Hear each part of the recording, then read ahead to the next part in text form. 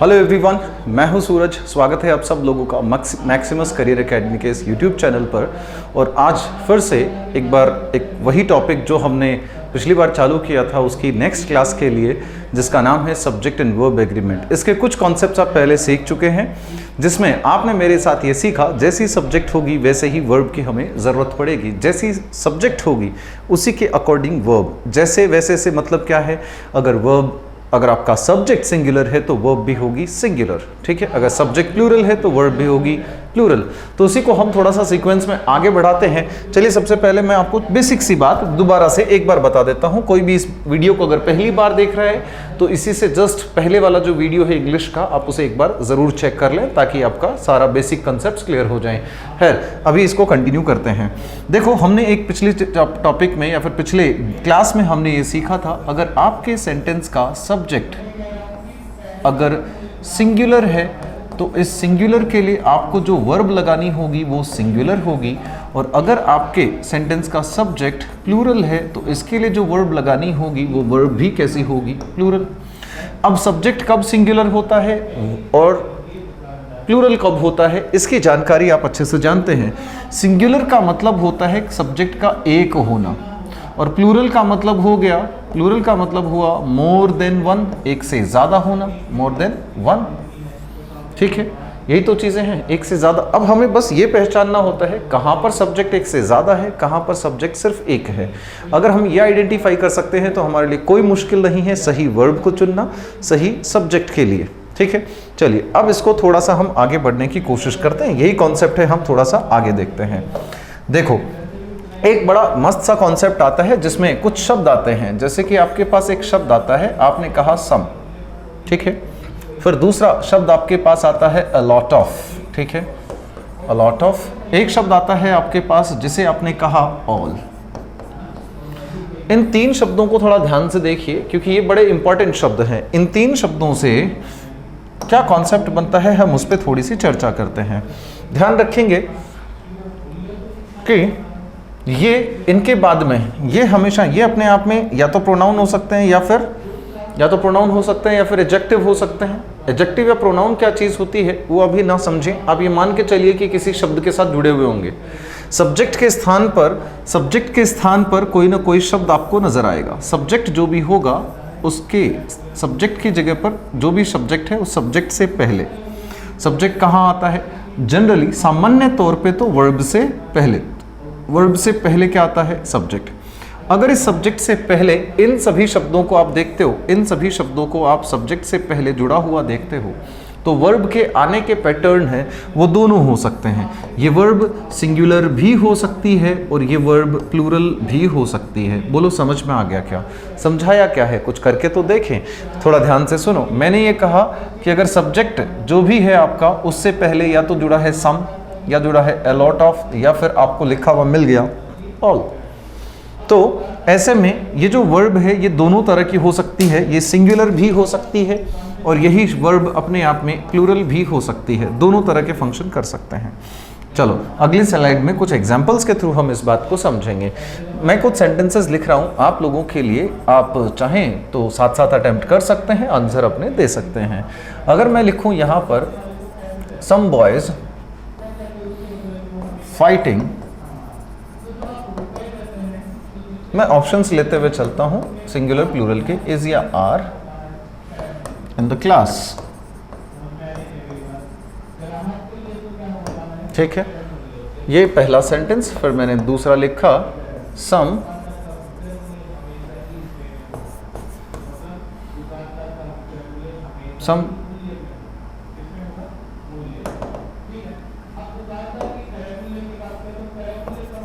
water is या are there in the glass, ठीक है। एक सेंटेंस और लिख लेते हैं। मैंने लिखा all men is या are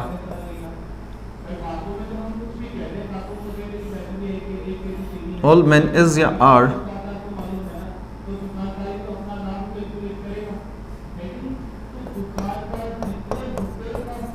willing to meet her।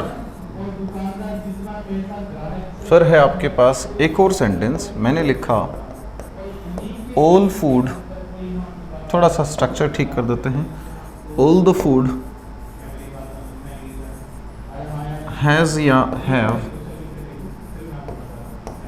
been consumed। Consume करने का मतलब होता है उसे काम में ले लेना। ये सी है बच्चा, ठीक है। मैं दोबारा से लिख देता हूँ इस चीज़ को, है ना, दोबारा से लिख देता हूँ।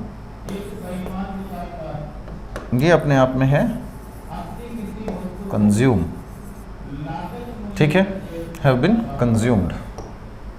चलिए एक सेंटेंस और ले लें क्या?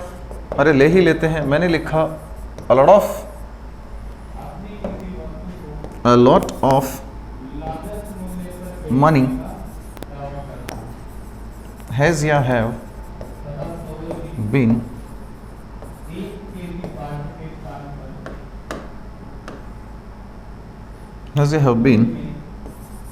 demanded by him। चलो एक और सेंटेंस, ये मेरे लिए last sentence. A lot of applications has या have been rejected। ठीक है, कुछ सेंटेंसेस मैंने लिखे हैं और चेक करने की कोशिश करते हैं क्या होगा। मैंने आपसे ये कहा था कि जब भी हम किसी भी सब्जेक्ट से पहले, वर्ब से पहले क्या आता है? सब्जेक्ट आता है। सब्जेक्ट से पहले अगर हम सब्जेक्ट के साथ में हम देखते हैं सम लिखा हुआ, ऑल लिखा हुआ या अ लॉट ऑफ लिखा हुआ, तो दोनों तरह की वर्ब आ सकती हैं। दोनों तरह की से मतलब है कि वो सिंगुलर वर्ब भी हो सकती है, प्लूरल वर्ब भी हो सकती है। ऐसी क्या कोई बात हुई थी अपनी? अरे बिल्कुल हुई थी, अभी अभी देखो हमने सीखा। तो अब इसको हम थोड़ा सा और अच्छे लेवल पे समझने की कोशिश करते हैं कि ये चीज़ क्या थी, क्या चीज़ थी अपने आप में। अभी देखते हैं इस सारी बातों को, और लिखा हुआ है हमने यहाँ पर थोड़ी सी बात, और वो क्या है? देखो, अगर मैं बात करूं आपका सब्जेक्ट, मैंने कहा कि इनके साथ में जो भी सब्जेक्ट आपके पास होगा, अगर उस सब्जेक्ट से पहले आप देखते हो वो तीनों शब्द, ठीक है, मान लो कि इससे पहले वो तीनों में से कोई भी एक शब्द आया है, ऑल हो सकता है, जो भी शब्द आया है। अब ये जो सब्जेक्ट है, ये सब्जेक्ट बना हुआ जो शब्द है, ये अपने आप में कैसा है? याद रखें, अगर यह प्लूरल और काउंटेबल नाउन है, कैसा नाउन है? प्लूरल और काउंटेबल नाउन। ये तीनों ऐसे शब्द थे, सम, ऑल और एक था अ लॉट ऑफ। ये तीनों शब्द ऐसे हैं जो सिंगुलर के साथ भी जुड़ते हैं, प्लूरल के साथ भी जुड़ते हैं, लेकिन जब ये किसी भी काउंटेबल के साथ जुड़ते हैं, ऐसी नाउन जिन्हें हम गिन सकते हैं, ऐसी चीज़ें जिन्हें हम गिन सकते हैं, उनके नामों से पहले अगर इस शब्द को काम में लिया जाता है तो वो प्लूरल होते हैं। लेकिन कुछ चीज़ें ऐसी होती हैं जिन्हें हम गिन ही नहीं सकते, जिन्हें गिन नहीं सकते, क्या उन्हें प्लूरल बना सकते हैं? बिल्कुल नहीं। तो यहाँ पर देखिए, हमने ये सीखना है कि इस ऑल शब्द का प्रयोग अगर सब्जेक्ट के स्थान पर आए हुए शब्द जो कि अपने आप में प्लूरल काउंटेबल नाउन है, तो आने वाली वर्ब जो होगी वो कैसी होगी? प्लूरल होगी। अभी अभी हमने सीखा कि इस शब्द का प्रयोग है वो आप किसी सिंगुलर अनकाउंटेबल नाउन, है ना, अनकाउंटेबल नाउन, इस सिंगुलर SUCN मतलब अनकाउंटेबल नाउन। अगर सिंगुलर अनकाउंटेबल नाउन से पहले इसको आप देखते हो, अनकाउंटेबल हमेशा सिंगुलर ही होता है। अनकाउंटेबल नाउन से पहले जब आप किसी भी इस ऑल, सम या अ लॉट ऑफ को देखते हो, तो यहाँ पर आने वाली जो वर्ब होगी वो वर्ब कैसी होगी? अरे बिल्कुल सिंगुलर होगी। अब आ जाओ, करके देख लो अपने सेंटेंसेस आपसे हो रहे हैं कि नहीं हो रहे हैं। बड़ी आसानी से होंगे। देखो, हमने ये जो सीखा था उसी को हम अप्लाई करते हुए चलते हैं। हमने जो सीखा वो ये कि सब्जेक्ट से पहले आपको नजर आ जाए सम, तो देखो बॉय का बना हुआ है बॉयज, क्या बना हुआ है? अरे दोबारा अच्छे से देख लो, क्या बना हुआ है? बॉयज बना हुआ है, ठीक है। ये रहा आपका सम, बाद में आया है बॉयज। बॉयज यानी कि प्लूरल तो है ही, काउंटेबल है तभी बना होगा, यानी कि प्लूरल काउंटेबल नाउन अगर आया है तो आप वर्ब लिखेंगे प्लूरल, आपकी सिंगुलर गलत हुई। एक सेंटेंस और देखते हैं, सम वाटर। अरे पानी को कभी गिनते हैं क्या? तो जितनी भी चीज़ें जो लिक्विड फॉर्म में होती हैं उन्हें हम गिनते नहीं हैं, लिक्विड जो भी होता है उसे गिना नहीं जाता है, ठीक है। कोई भी मटेरियल होता है उसे हम गिनते नहीं है। मटेरियल जैसे कि इस शर्ट को बनाने के लिए कॉटन की ज़रूरत पड़ी तो ये कॉटन मटेरियल है, इस मार्कर को बनाने के लिए प्लास्टिक की ज़रूरत पड़ी तो प्लास्टिक मटेरियल है। नहीं, आपके फ़ोन की स्क्रीन बनाने के लिए ग्लास की ज़रूरत पड़ी तो ग्लास एक मटेरियल है। इन्हें काउंट नहीं किया जा सकता। जब इन्हें हम काउंट नहीं करते हैं तो ये कैसे होंगे? अनकाउंटेबल। और अनकाउंटेबल हमेशा कैसे होते हैं? सिंगुलर। अगर ये सिंगुलर शब्द है तो जाहिर सी बात है इसके लिए सिंगुलर वर्ब का चुनाव करेंगे, आर का, यानी कि प्लूरल का नहीं। दोबारा से देखिए, ऑल मैन। अरे मैन तो सिंगुलर है क्या? ध्यान रखो, MEN, MAN जो होता है, ये MAN ये तो होता है सिंगुलर, इसका प्लूरल MEN होता है। आप में से ज़्यादातर लोग जानते हैं, नहीं पता वो देख लो। मेन का प्लूरल MEN होता है तो लिखा है MEN। वैसे भी मेन आदमी को हम काउंट तो कर ही सकते हैं। अगर काउंटेबल नाउन इनके बाद आता है तो वो प्लूरल ही आता है, तो मतलब ये प्लूरल काउंटेबल नाउन है, तो इसके लिए आर सही होगा, ना कि इज। दोबारा से देखो, ऑल लगा है किससे पहले? द फूड से पहले, भोजन को, खाने को। आप गिनते हैं क्या? क्या आप कभी कहते हैं कि मुझे 2 खाना खिलाओ, 3 खाना खिलाओ? कभी भी नहीं ना। मैं 10 खाना खा सकता हूँ। अरे आप रोटियों को गिन लोगे, आप डिशेस के टाइप्स को गिन लोगे, लेकिन खाना, फूड को थोड़ा ना हम ना गिनते नहीं। तो इसका मतलब ये चीज़ें कैसी हुई? अनकाउंटेबल। और अनकाउंटेबल चीज़ें कैसी होती हैं? सिंगुलर होती हैं। सिंगुलर अनकाउंटेबल नाउन अगर हमें नज़र आता है ऑल के साथ, सम के साथ या अलॉट ऑफ के साथ, हम सिंगुलर ही वर्ब का चुनाव करते हैं, प्लूरल का नहीं। अलॉट ऑफ एक ऐसा शब्द है जिसके बाद भी दोनों तरह की चीज़ें आ सकती है। मनी, याद रखना, कुछ बच्चे से कंफ्यूजन में रहते हैं, ये अपने आप में अनकाउंटेबल नाउन होता है। अनकाउंटेबल नाउन सिंगुलर होता है, इसीलिए हैज़ का चुनाव हुआ, हैव नहीं।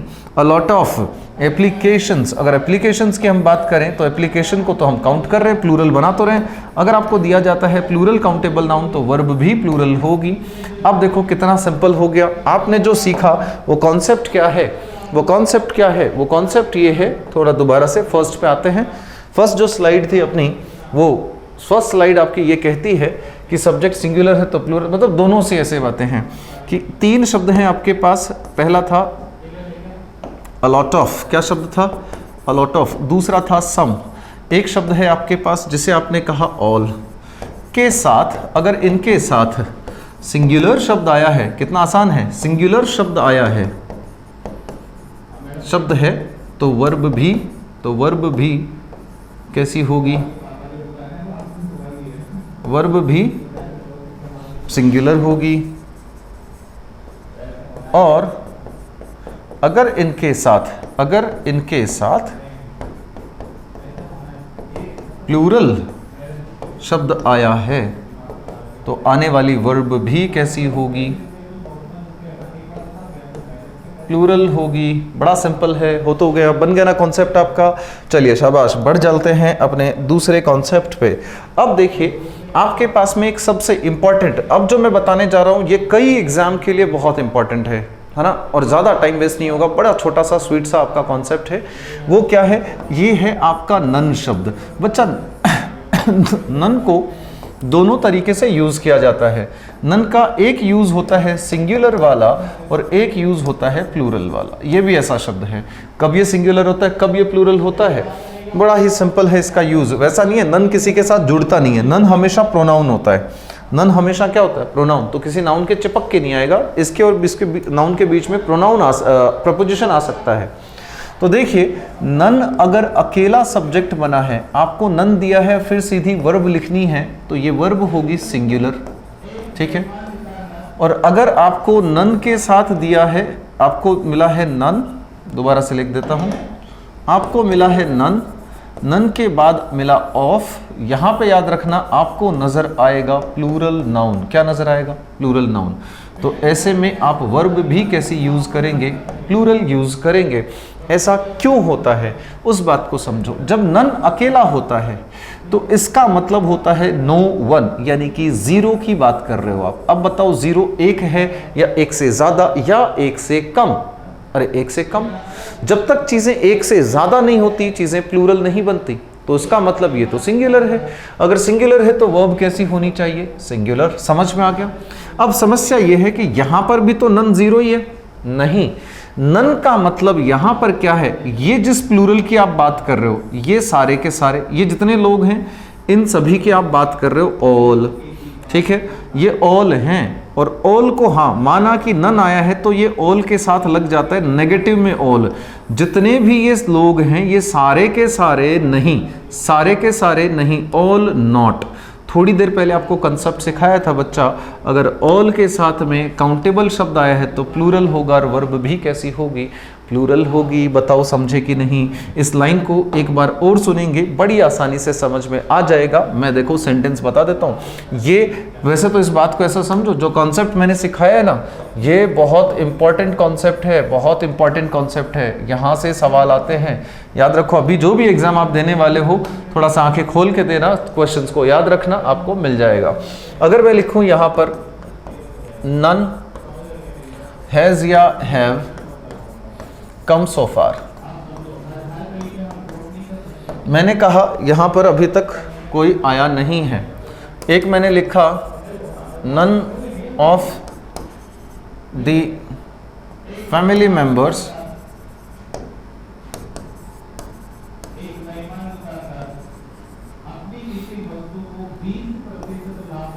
accepted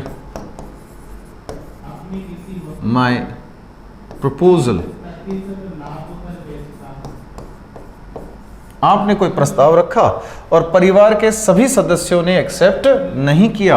आप इसको ऐसा याद रखें, ये जब नन आता है ना तो वर्ब के साथ नोट मान लो आप कि वर्ब के साथ नोट है एक तरह का, ठीक है।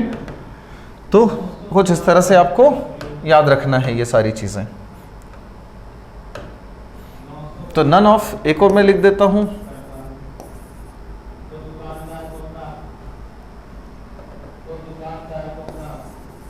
नन वॉज या वर, नन वॉज या वर शाउटिंग। अगर मैं लिख दूं none of the students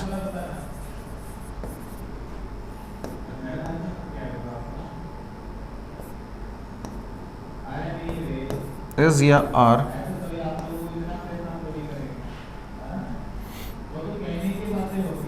interested।